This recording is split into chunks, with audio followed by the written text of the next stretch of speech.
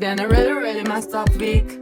Some days torture, some days better. La la la, la la la.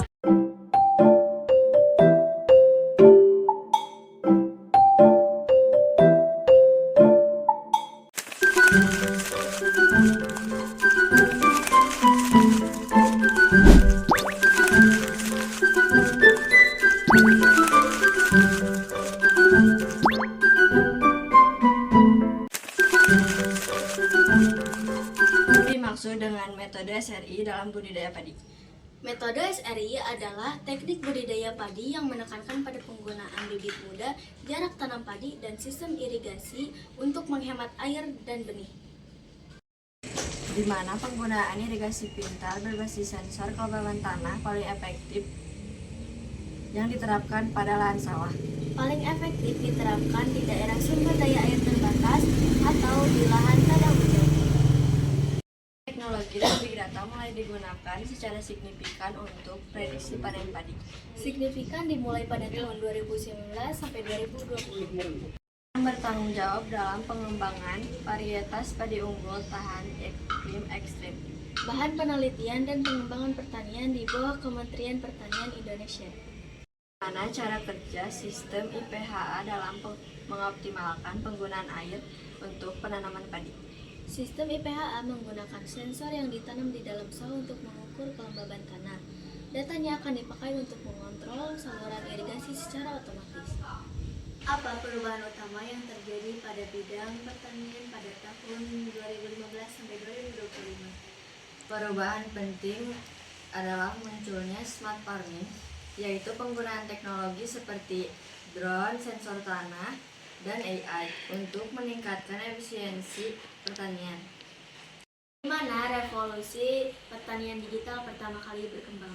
Revolusi pertanian digital pertama kali berkembang di negara maju seperti Jepang, Amerika Serikat, Belanda, sebelum menyebar ke negara maju termasuk Indonesia. Kapan Indonesia menerapkan pertanian digital?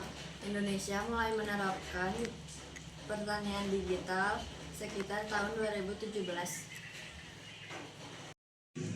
Siapa pihak yang berperan penting dalam pertanian digital di Indonesia?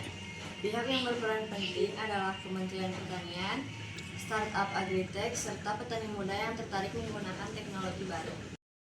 Bagaimana dampak penerapan pertanian digital bagi petani? Dampak positifnya adalah meningkatkan hasil panen dan efisien. Dampak negatifnya adalah teknologi mahal dan sulit dijangkau oleh petani kecil. Apa